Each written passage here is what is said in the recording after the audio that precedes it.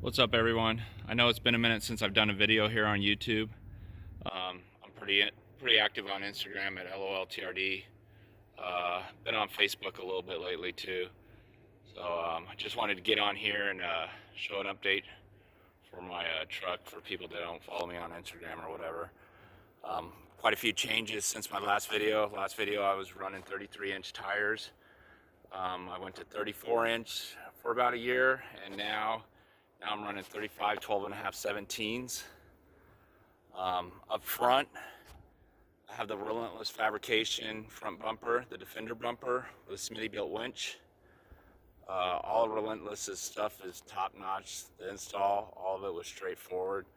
Really good quality bumper, worth every penny. I modified my tie rod sleeves to match the GM Performance 3-inch ones. I'm sure a lot of you know that I broke a tie rod, a sleeve tie rod up at the base, and it caused my steering rack to crack in half, so that was a $1,000 mistake. I ended up replacing the steering rack myself with the GM one. ZR2 has a ZR2 specific steering rack, so I don't want to make that mistake again, so I've since cut my tie rods down to 3 inches, the sleeves. That's exactly the length of the GM Performance tie rod sleeves. Let's take a look at the tires. They're YOKOHAMA geolandars MTs in a 35, 12.5, 17. Still running the Method MR701s. A little bit of trail damage on those.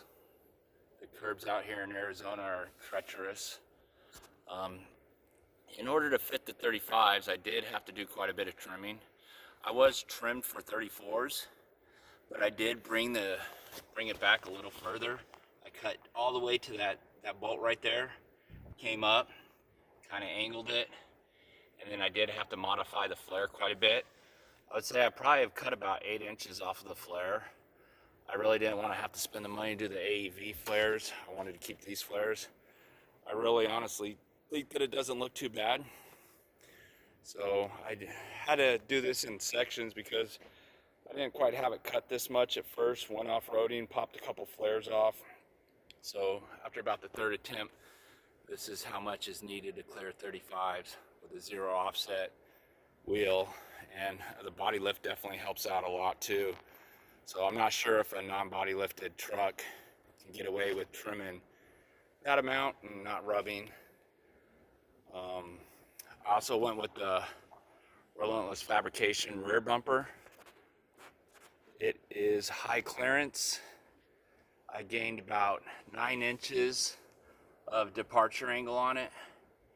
Opted for the tire swing out. Their stuff is really good quality. Let me open this up. So that opens all the way up, locks in place. Even their bumper alone is really sweet. Like, I noticed when I put it on, it's nice and tucked and just really clean. I need to get some lights for the back of it, but I wanted to be able to carry a full-size spare with without taking up the bed space. Let me shut this real quick.